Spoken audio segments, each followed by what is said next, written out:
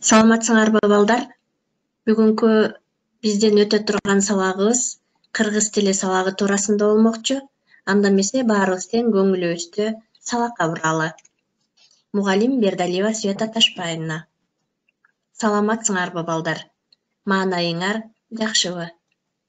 Анда эмесе бүгүнкү бизден өтө турган сабагыбыз сүйлөмдүн айтылышына карай бөлүнүшү.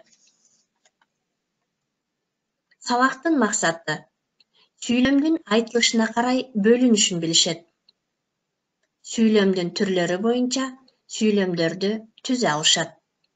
Окуучулар аң сезимдүүлүккө, адептүүлүккө тарбиялана алышат. Сүйлөмдүн айтылыш максатына карай бөлүнүшү. Айтылып жаткан кептин мазмунун, чындыкка карата болгон мамилесин билдирүү максатына жана баяндалып жаткан ойдун кырдаалына карай сүйлөмдөр жай, суроолуу, буйрук жана илептүү сүйлөм болуп төрткө бөлүнөт. Сүйлөм маанисине карай жай сүйлөм, суроолуу сүйлөм, илептүү сүйлөм, буйрук сүйлөм болуп төрткө бөлүнөт дедик балдар. Жай сүйлөм ойду жайынча кабарлап, жайынча баяндап турса, жай сүйлөм деп аталат. Мисалын карайлы. Айсезим кооз гүлдөрдү көрдү. Мирлан тапшырмасын өз убагында аткарды. Жай сүйлөмдүн аягына балдар чекит белгиси коюлат. Бул жерде сүйлөмдөр жай гана, ойду жайынча гана эмне кылды? Баяндап берди. Сүйлөм түрлөрү боюнча жай сүйлөм ойду жайынча баяндап, аягына эмне коюлат дедик балдар? Чекит белгиси коюлат дедик. Мен ар убакта тазалыкты сактайм. Ойду жайынча гана баяндады. Жай сүйлөм дагы балдар. Сүйлөөчүнүн айлана чөйрөдө чындыкты турмушта болуп жаткан окуяларга, түшүнүккө, кубулушка жана башка ар кандай нерселерге карата болгон оюн жайынча гана баяндап берсе, жай сүйлөм деп аталат. Ошондуктан ал жай сүйлөм деп аталат экен балдар. Мисалы, Жеңишбек менен Микола Аскер океанын колунда.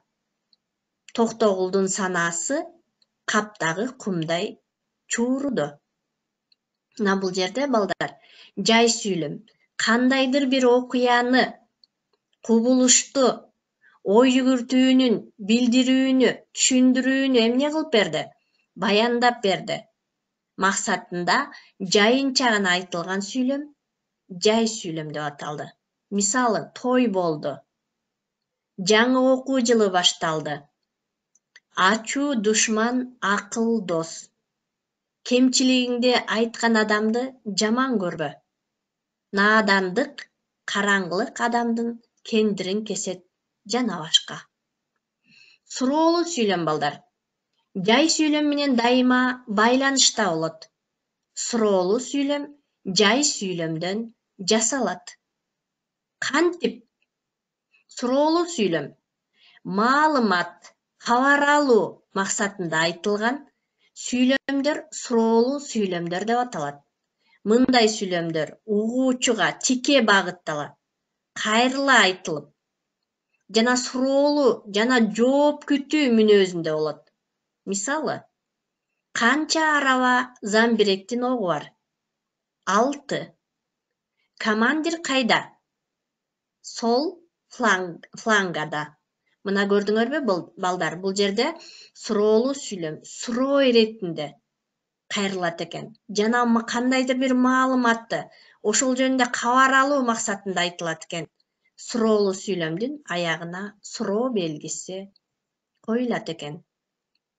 Суроолуу сүйлөмдүн аягына суроо белгиси коюлат дедик балдар. Суроо белгиси, чекит белгиси, илеп белгиси эмне кылат? Тыныш белгилерин. Жай сүйлөмдө, суроолуу сүйлөмдө, илептүү сүйлөмдө эмне кылат экен? Коюлат экен балдар. Күчтүү сезим менен айтылган сүйлөм илептүү сүйлөм деп аталат. Сүйлөмдүн аягына илеп белгиси коюлат. Мисалы, дүйнөдө тынчтык болсун. Аягына эмне коюлат? Илеп белгиси коюлуп жатат. Себеп дегенде, булар балдар күчтүү сезим менен айтылып атат. Мисалы, ура деген сөздү айтсак, күчтүү сезим менен айтылып атат. Аягына илеп белгиси коюлат. Бах чиркин, ала тоонун кооздугун карачы десек, бул жерде дагы күчтүү сезим менен айтылып, аягына эмне коюлат? Илеп белгиси коюлат экен балдар. Илептүү сүйлөм.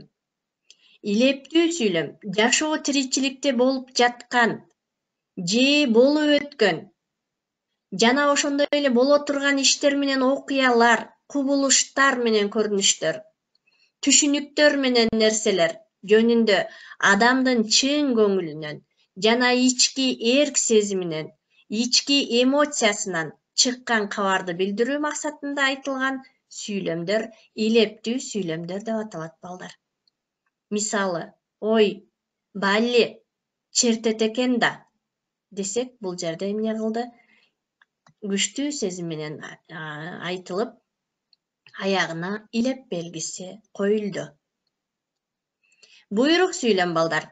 Сүйлөп жаткан адамдын айтуучунун эркин, тилегин, өтүнүчүн, буйругун билдирген сүйлөм буйрук сүйлөм деп аталат. Мисалы, окугула, азыр жооп бересиңер. Токтогула, кайда бара жатасыңар? Укпайсыңарбы? Өз билгениңде. Буйрук сүйлөм балдар. Жайынча гана айтылса, аягына чекит белгиси коюлат. Буйрук иретинде айтылса, илеп белгиси коюлат. Мисалы, укпайт деп шыбаба, көрбөйт деп пара алба. Бул жерде буйрук сүйлөм жайынча гана айтылып, аягына чекит белгиси коюлду. Тынчтангыла. Азыр сабак башталат. Каны эмесе, машинага отургула. Бул жерде балдар кандай болуп атат? Буйрук иретинде айтылып атат, бирок илеп белгиси коюлуп жатат. Буйрук иретинде айтылып, аягына илеп белгиси коюлду. Илептүү сүйлөм. Кубануу, кайгыруу, кубаттоо же чакырык иретинде айтылган сүйлөмдөр илеп белгиси деп аталат балдар. Сүйлөм мүчөлөрү экиге бөлүнөт. Баш мүчө, айкындооч мүчө. Сүйлөм мүчөлөрүнүн баш мүчөлөрү. Баш мүчөлөргө кайсылар кирет балдар? Сүйлөмдүн баш мүчөлөрүнө жана баяндооч кирет.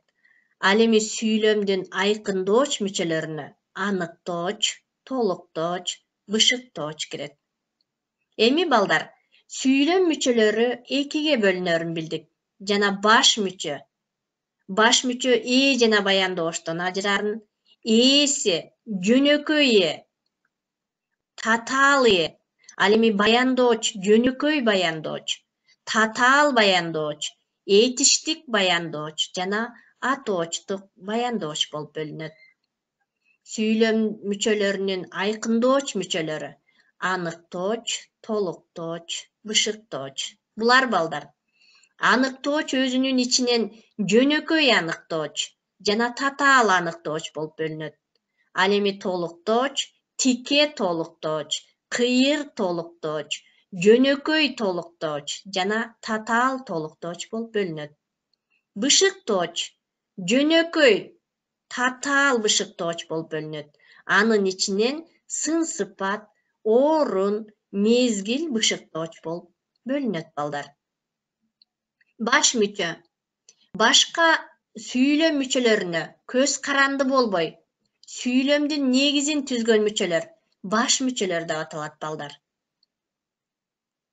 Жана баяндооч дедик. Ал эми бул айтылып жаткан сүйлөмдүн башка мүчөлөрүнө грамматикалык жактан багынбай, баяндоошту сан, жак боюнча өзүнө баш ийдирип, атооч жөндөмөсүндө турган баш мүчө деп аталат балдар.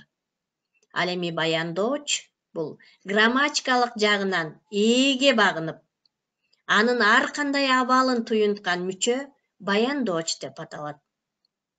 Жөнөкөй деп эмнени айтабыз?